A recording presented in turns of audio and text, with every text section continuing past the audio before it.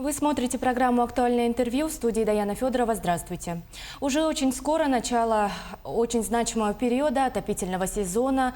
Как коммунальщики Якутии готовятся к началу отопительного сезона, сегодня в беседе с министром ЖКХ и энергетики республики Вячеславом Емельяновым. Вячеслав Павлович, здравствуйте. Здравствуйте. Расскажите и назовите ключевые этапы и контрольные точки подготовки объектов ЖКХ к предстоящему сезону и на каком этапе находится процесс прямо сейчас. Вы знаете, вообще подготовка к отопительному сезону — это не завершающийся процесс, он все время, идет. Мы традиционно весной, издаем распоряжение правительства Республики Саха-Якутия о подготовке субъектов коммунального комплекса, топливно-энергетического комплекса к предстоящему отопительному периоду. И те топливно-энергетические ресурсы, которые мы сейчас завозим в навигацию текущего года, это практически топливо, которое мы будем использовать в следующий отопительный период. То есть это так называемые депонационные запасы, которые необходимы для надежного прохождения отопительного периода и до открытия устойчивых автоземников.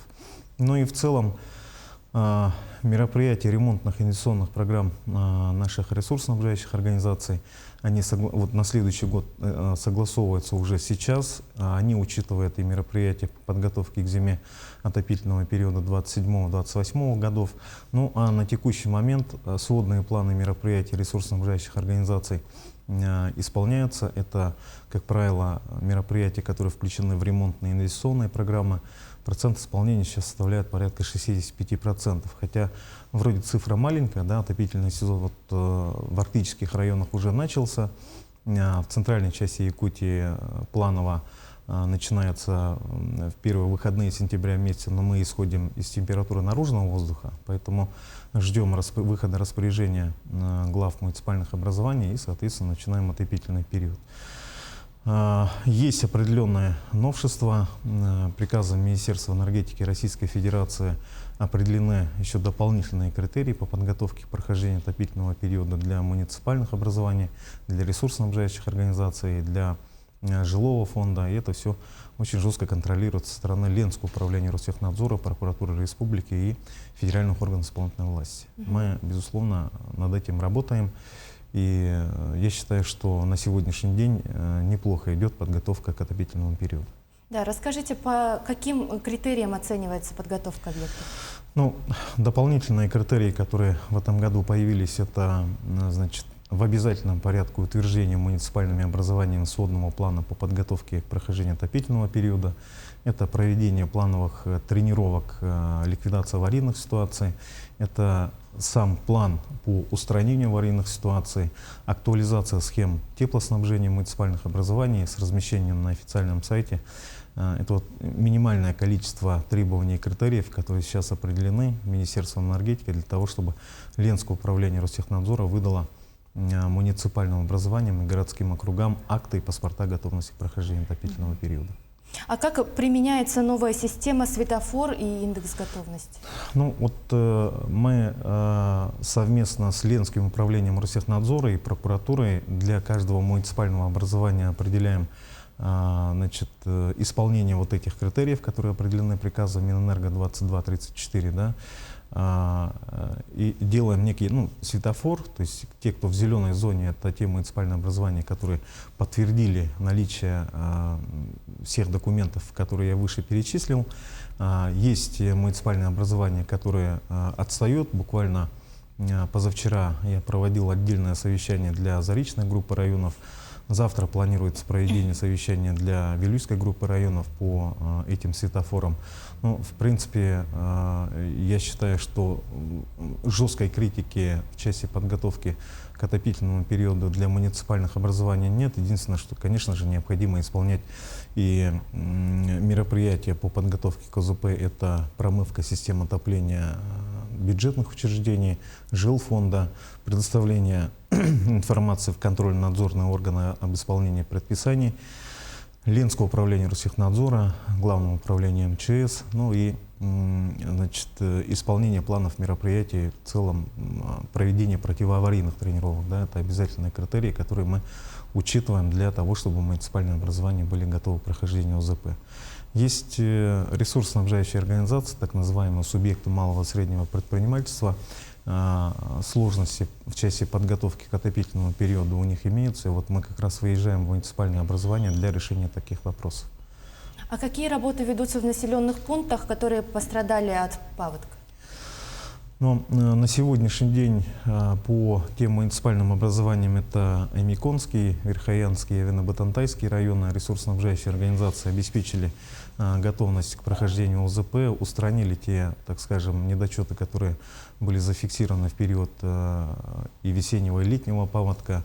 Ресурсоснабжающие организации, это в частности ГУП ЖКХ, Сахаэнерго, сейчас готовы к началу отопительного периода.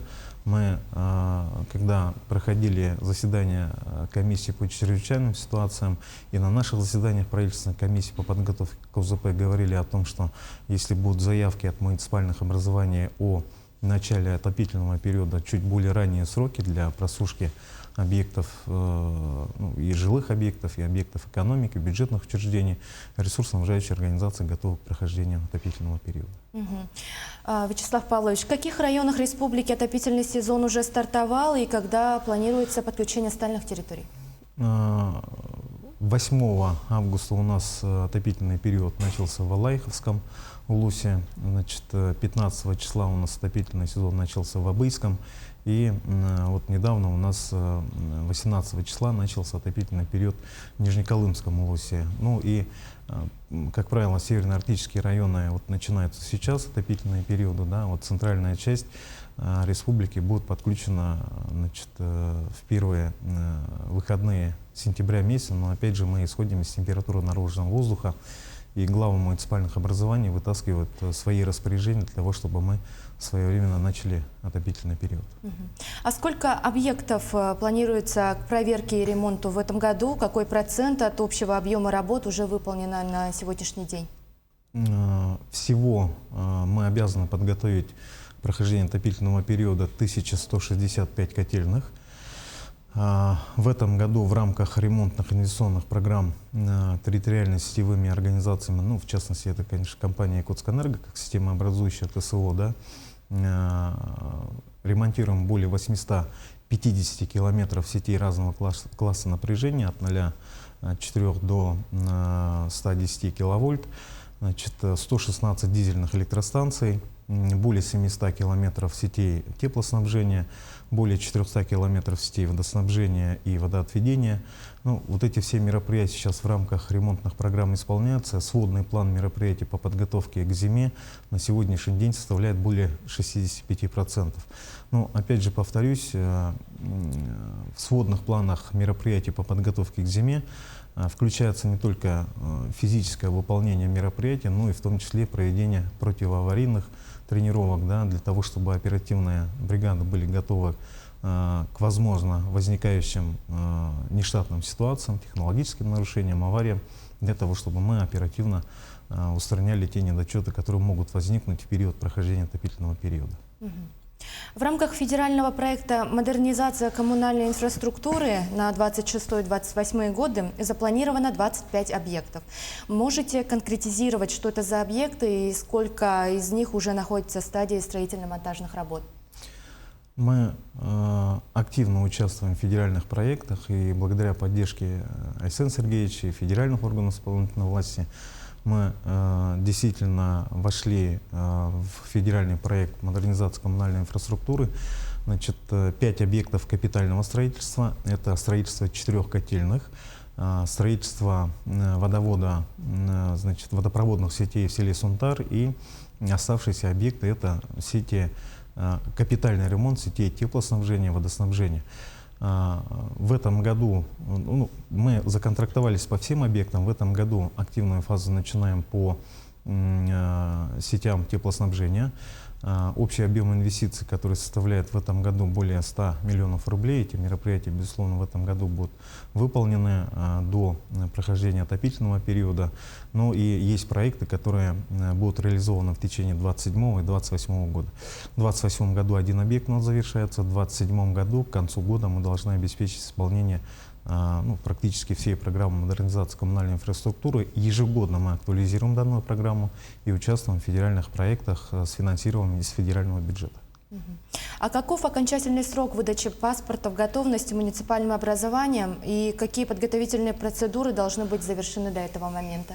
В целом, получение паспортов, актов и паспортов готовности муниципальными образованиями у нас определен срок до 15 ноября.